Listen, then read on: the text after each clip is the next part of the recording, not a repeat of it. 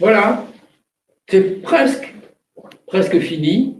Et quelle magnifique dernière session plénière de Montréal à Paris, à Genève, à Marseille, à Dakar, bien sûr, sans oublier les 75 pays qui ont été connectés avec vous, avec nous, pendant ces 4 jours. Quelle formidable réponse à l'isolement que voulait nous imposer le Covid et quel formidable débat auquel on a assisté. On n'a pas fait un résumé des temps forts ou de tous les temps de cette conférence. Elle a été formidablement suivie, formidablement animée. Et comme l'a rappelé Louis Pissarro tout à l'heure, pour ceux qui n'auraient pas tout vu et qui voudraient tout revoir, eh bien, dès ce soir, tout est disponible en replay. Et donc, quand il y avait des sessions simultanées, celles que vous n'avez pas vues, vous pouvez les voir. Et ceci jusqu'à la fin de l'année. Donc, que vous soyez confiné ou pas, vous avez de quoi vous occuper d'une manière absolument formidable. Alors, Christine disait en introduction, nous n'avons pas pu partager les cafés, ça c'est vrai, cette connexion entre nous si importante. Et puis, il y a le café, et puis il y a aussi les images, il y a aussi la musique. Et ça nous manque de ne pas être à Dakar pour voir ces images, écouter cette musique. Alors, un petit moment entre nous partagés de musique et d'images.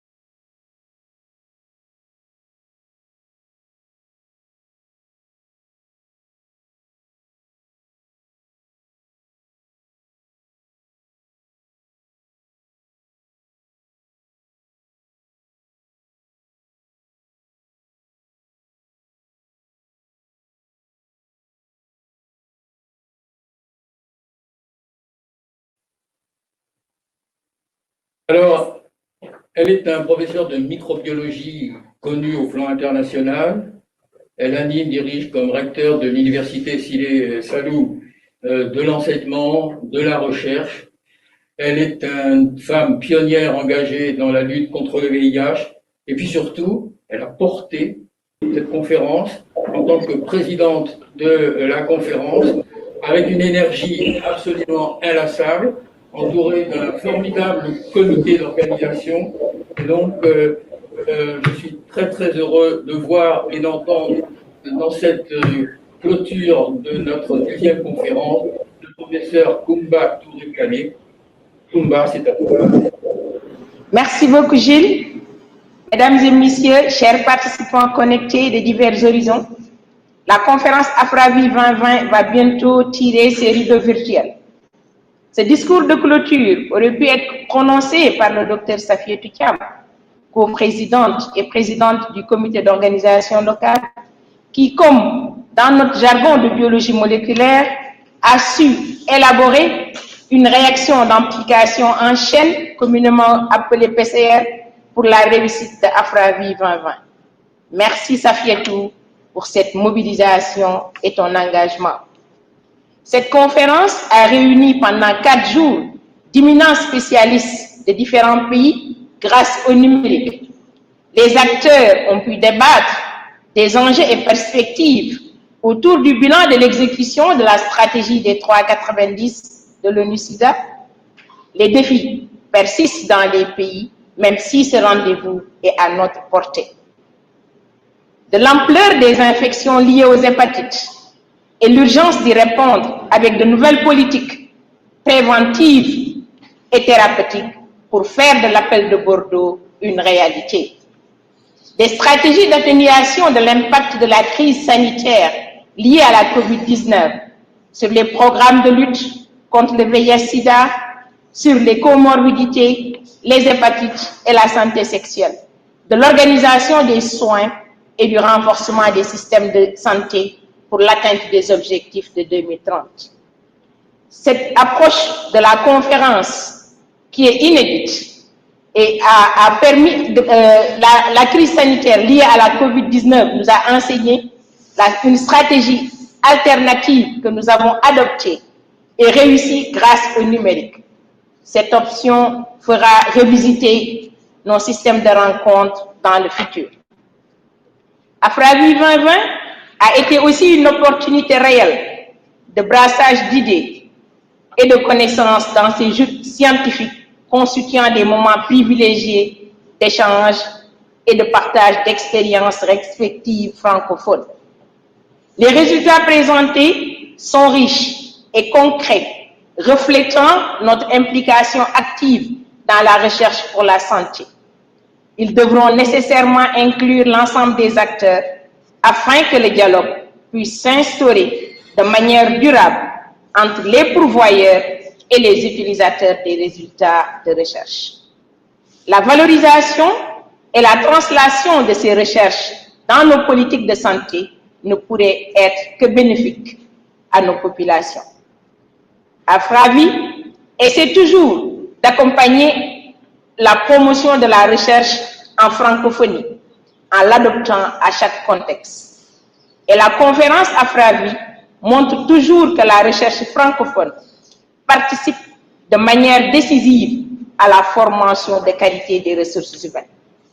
La qualité des communications présentées, en particulier par les jeunes, nous permet d'adresser nos vives félicitations à cette alliance francophone.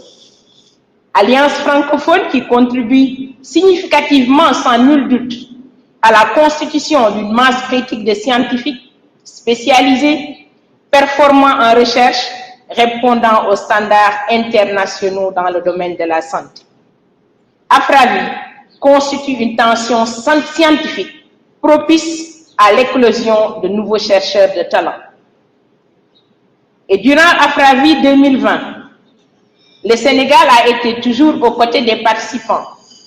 Les jingles, les intermèdes musicaux entre les sessions et le masque de Christine Katlama à l'ouverture ont contribué à promouvoir la culture africaine, même en virtuel. Afravi permet d'impulser la réflexion scientifique, de briser les cloisonnements artificiels et de promouvoir l'esprit d'équipe, sans lequel aucune avancée scientifique significative ne peut être obtenue. Elle aide à trouver des solutions sur des questions prioritaires de recherche efficientes, pertinentes, de qualité, fédératrices et orientées vers la satisfaction des préoccupations de nos communautés, pour notre développement et vers l'amélioration de la santé de nos populations. Mesdames et messieurs, notre rencontre biennale, en dehors de son caractère scientifique, établi, reste un espace de rencontre amicale, confraternelle, de discussion et débat, mais surtout donne l'occasion aux plus jeunes de s'exercer à la rédaction et à la communication scientifique. Je voudrais remercier le gouvernement du Sénégal pour son accompagnement, le conseil d'administration de Afravi, le groupe GL Evans, bravo GL Evans pour la réactivité, les partenaires pour leur accompagnement et leur appui pour la bonne organisation de cette conférence, les membres du comité d'organisation locale qui, de façon bénévole, se sont engagés à nos côtés avec une mention spéciale au Dr Karim Diop et tout le personnel du CNLS. sous le leadership éclairé du Dr Safietou Thiam.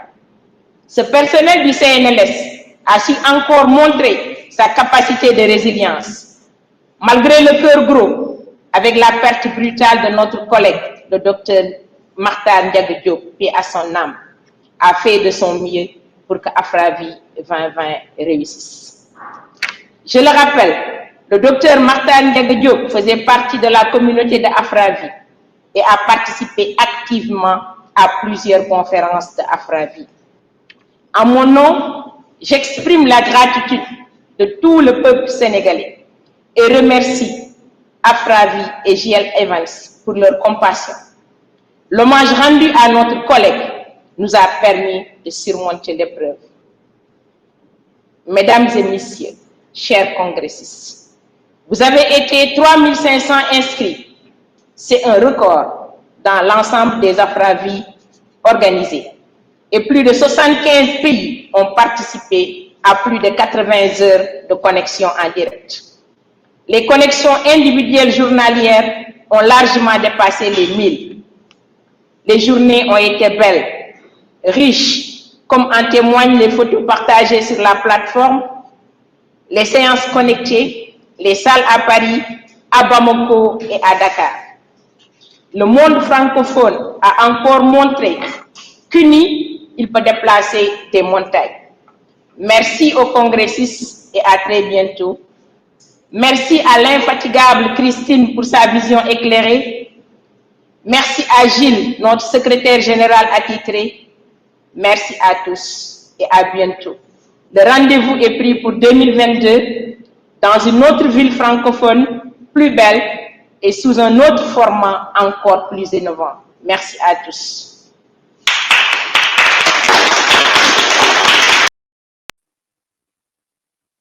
Un grand merci, Koumba, un grand merci à toute l'équipe autour de toi au Sénégal. Cette conférence doit beaucoup à deux femmes puissantes, comme on dit maintenant. On vient de t'entendre. Et pour conclure, je peux même enlever mon masque, je crois, pour la présenter. Pour conclure, le sourire de la fin du... C'est bien, hein, parce que ce qui est difficile dans le masque, c'est qu'on ne voit plus les sourires. Et quand on partage les sourires, c'est tellement formidable. Alors, dois-je présenter Christine Kaplama, 40 ans d'engagement sans faille dans la lutte contre le VIH, depuis l'émergence de ce virus, depuis la découverte du VIH-2, qui est son travail, son œuvre, tous les engagements et la mobilisation autour de très nombreux acteurs, au niveau européen avec la création et la participation à l'EACS, au niveau associatif avec la création de Soltis, au niveau de la recherche avec la création de l'ORVAC, et puis bien sûr avec la création de Afravi, dont elle assure la présidence, comme vous le savez. Elle a refusé que le Covid nous empêche de travailler. Elle a refusé que le Covid nous sépare. Elle a refusé que le Covid ne nous permettent pas ces temps si importants pour nous tous. Elle considère qu'il n'y a jamais d'obstacle sans solution, qu'il faut s'y atteler tous ensemble. Et c'est avec cette détermination et cette conviction que cette conférence a été conduite. Christine, c'est à toi. Wow. Merci à tous. Voilà, nous y sommes. C'est la fin. Nous qui sommes tous un peu latins, il y a une chose qu'on ne sait pas toujours maîtriser, c'est nos émotions. Des émotions, on en a eu beaucoup. Je vais en reparler. Alors, on avait dit cette conférence est une gageure, c'est vrai, on n'avait jamais fait ça. Vous avez vu les chiffres, les connexions, les demi. Et on a réussi, tous ensemble. Tous ensemble parce que vous avez été là, connectés, malgré les quotidiens à l'hôpital, dans vos centres, les communautaires. Mais nous l'avons fait. 1500 à 2000 par jour. Et puis surtout, comme on l'a dit, la possibilité de voir. Et moi, je vais m'y atteler parce qu'il y avait beaucoup de choses passionnantes jusqu'au 31 décembre. D'ailleurs, n'hésitez pas. Il y a encore des petites photos qui manquent. Et je trouve que c'est bien d'avoir ce trombinoscope, on ne s'est pas vu. Mettez vos petites photos, vos petits profils. Il y a aussi un livre d'or, voilà, pas que pour nous féliciter. Vous avez une évaluation, dites tout ce qui vous passe par la tête, parce que très clairement, ensemble, notre alliance de médecins, de biologistes, de pharmaciens, de communautaires, d'institutions est là pour progresser.